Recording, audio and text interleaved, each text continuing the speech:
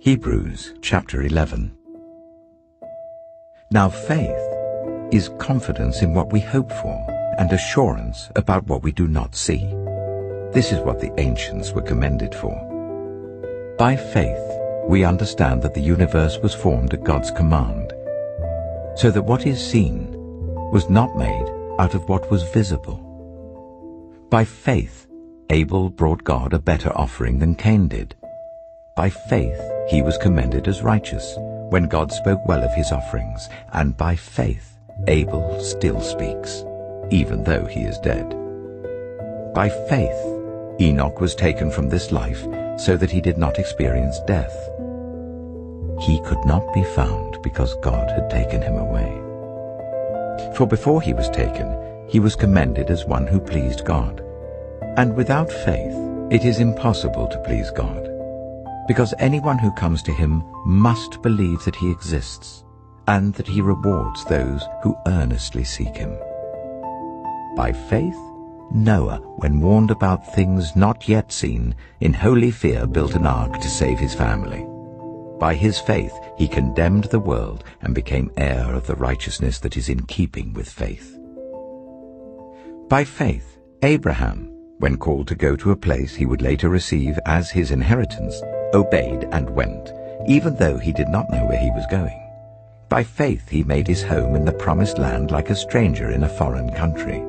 He lived in tents, as did Isaac and Jacob, who were heirs with him of the same promise. For he was looking forward to the city with foundations, whose architect and builder is God. And by faith even Sarah, who was past childbearing age, was enabled to bear children because she considered him faithful who had made the promise. And so from this one man, and he as good as dead, came descendants as numerous as the stars in the sky and as countless as the sand on the seashore. All these people were still living by faith when they died. They did not receive the things promised. They only saw them and welcomed them from a distance, admitting that they were foreigners and strangers on earth. People who say such things show that they are looking for a country of their own. If they had been thinking of the country they had left, they would have had opportunity to return. Instead, they were longing for a better country, a heavenly one. Therefore God is not ashamed to be called their God, for he has prepared a city for them. By faith Abraham, when God tested him, offered Isaac as a sacrifice. He who had embraced the promises was about to sacrifice his one and only son, even though God had said to him, "It is through Isaac that your offspring will be reckoned." Abraham reasoned that God could even raise the dead, and so, in a manner of speaking, he did receive Isaac back from death. By faith Isaac blessed Jacob and Esau in regard to their future. By faith Jacob, when he was dying, blessed each of Joseph's sons and worshipped as he leaned on the top of his staff.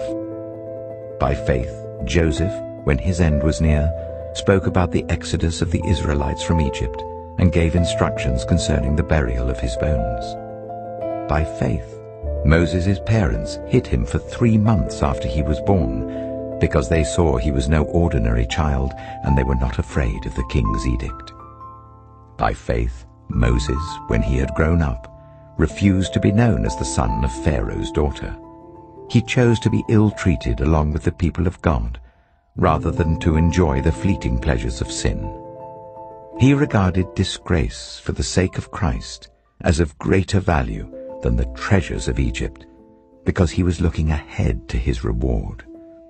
By faith he left Egypt, not fearing the king's anger. He persevered because he saw him who is invisible. By faith he kept the Passover and the application of blood, so that the destroyer of the firstborn would not touch the firstborn of Israel. By faith the people passed through the Red Sea as on dry land, but when the Egyptians tried to do so, they were drowned. By faith the walls of Jericho fell after the army had marched round them for 7 days. By faith the prostitute Rahab, because she welcomed the spies, was not killed with those who were disobedient. And what more shall I say? I do not have time to tell about Gideon, Barak, Samson, and Jephthah, about David and Samuel and the prophets, who through faith conquered kingdoms, administered justice, and gained what was promised, who shut the mouths of lions, quenched the fury of the flames, and escaped the edge of the sword, whose weakness was turned to strength, and who became powerful in battle and routed foreign armies. Women received back their dead, raised to life again. There were others who were tortured, refusing to be released, so that they might gain an even better resurrection. Some faced jeers and flogging, and even chains and imprisonment. They were put to death by stoning. They were sawn in two. They were killed by the sword. They went about in sheepskins and goatskins, destitute, persecuted and ill-treated. The world was not worthy of them. They wandered in deserts and mountains, living in caves and in holes in the ground. These were all commended for their faith, yet none of them received what had been promised, since God had planned something better for us, so that only together with us would they be made perfect.